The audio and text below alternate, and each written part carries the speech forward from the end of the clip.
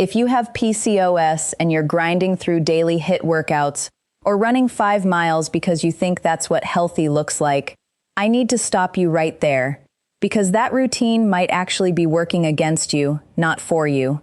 I know that sounds backwards. We've been told forever that more exercise equals better hormones, better weight loss, better everything. But if you have PCOS, there's a very real chance that the exact workouts you think are helping you are actually spiking the one hormone that's already working overtime in your body, cortisol. And when cortisol stays elevated, it doesn't just make you tired, it can make insulin resistance worse, disrupt ovulation, and stall out the weight loss you're busting your butt trying to achieve. So today I want to walk you through 3 specific types of exercise that tend to backfire for a lot of women with PCOS, why that happens in the body, and what to do instead. And I promise, none of this means you have to stop moving your body. It just means moving smarter. Let's start with the most surprising one, because I think this is the one that trips up the most women. High-intensity interval training, or HIIT. If you've spent any time in the fitness or weight loss corner of the internet, you've probably seen HIIT marketed as the gold standard for fat loss, especially stubborn belly fat, which so many of us with PCOS struggle with. So it seems logical, right? Push harder, sweat more, burn more. But here's the thing about HIIT. It works by putting your body into a genuine stress response. Your heart rate spikes, your breathing gets ragged, and your nervous system essentially interprets that as, we are in danger. For someone with a well-regulated stress response, that's usually fine, even beneficial, because the body recovers quickly afterward. But PCOS is, at its core, often tied to a body that's already running a chronically elevated stress load, whether that's from insulin resistance, inflammation, or just the day-to-day mental load of managing a condition that affects your mood, your skin, your cycle, your weight. When you add intense heat on top of a nervous system that's already a little frayed, you're not giving it a quick stress and recover cycle. You're piling stress onto stress, and cortisol, which is supposed to spike and then come back down, can end up staying elevated longer than it should. Over time, that chronically elevated cortisol can actually promote fat storage, particularly around the midsection, and worsen the insulin resistance a lot of us are already fighting. So the very workout you chose to lose belly fat might be one of the reasons it's not budging. The second exercise that tends to backfire is long-duration steady cardio. Think 45 minutes to an hour on the treadmill, or a long run most days of the week.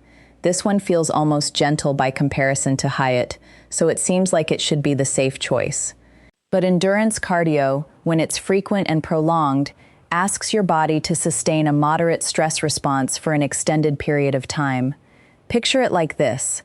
Instead of one quick jolt of stress that your body can recover from, you're asking your nervous system to hum along in keep going mode for close to an hour, several times a week.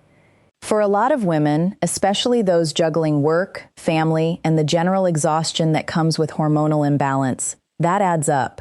Your body doesn't distinguish between, I'm running because I'm being chased, and I'm running because it's Tuesday, and this is my cardio day.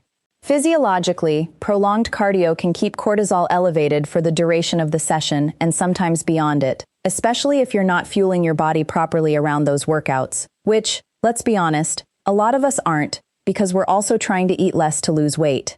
That combination, long cardio plus underfueling, can be a particularly rough one for PCOS, because it signals to your body that resources are scarce and stress is high, which is exactly the environment that makes insulin resistance and hormonal imbalance worse, not better.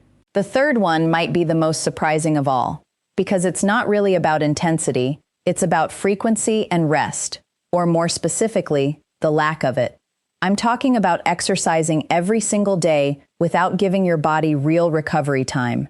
So many of us with PCOS fall into this pattern because we feel like if we're not doing something active every day, we're not trying hard enough. There's this underlying belief that rest is lazy, that consistency means never missing a day. But your body actually does its hormonal repair work during rest, not during the workout itself. When you train hard or even moderately every day with no true recovery, your body doesn't get the window it needs to bring cortisol back down to baseline. It's like constantly hitting the gas pedal without ever letting the engine cool. Over time, this can contribute to a state where your baseline cortisol is just chronically a little too high, which again feeds into that same cycle. Worsened insulin resistance, disrupted ovulation, increased cravings, and stubborn fat storage, particularly around the belly.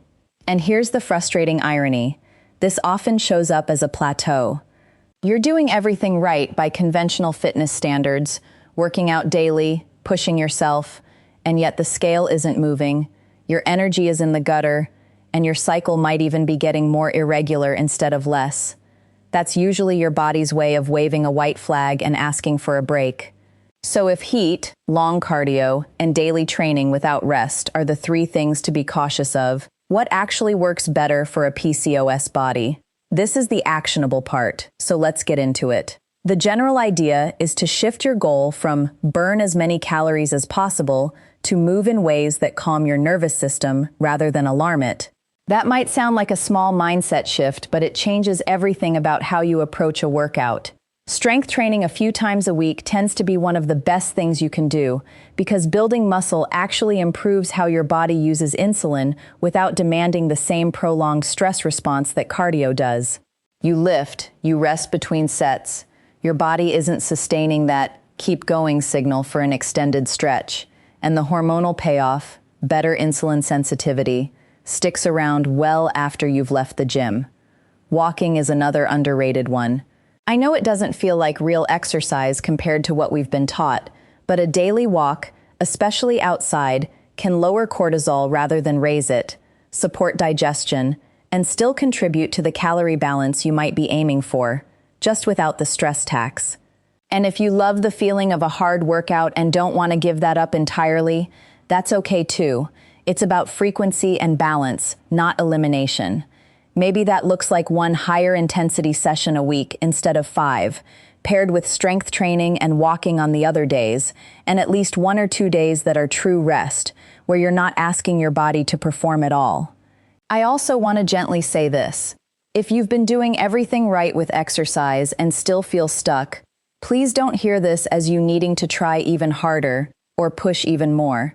I think that's the trap so many of us fall into with PCOS. We assume the plateau means we need to do more, when often what our body is actually asking for is less stress and more support. It's not about being lazy or not committed enough. It's about recognizing that a body already managing a hormonal imbalance needs a different kind of movement than a body that isn't. That's not a flaw in you. It's just biology asking for a different approach. If this made you rethink your workout routine, I'd love to help you build one that actually works with your body instead of against it. I've put together a free guide that breaks down exactly which types of movement support hormone balance for PCOS, how to structure a weekly routine that lowers cortisol instead of spiking it, and simple swaps you can make starting this week without giving up exercise altogether. The link is right below this video, and it's completely free. So if any of this resonated with you, go grab it and let me know in the comments which of these 3 exercises surprised you the most. I read every single one, and honestly, a lot of you tell me it's the daily cardio that gets you every time. Take care of yourself, and I'll see you in the next video.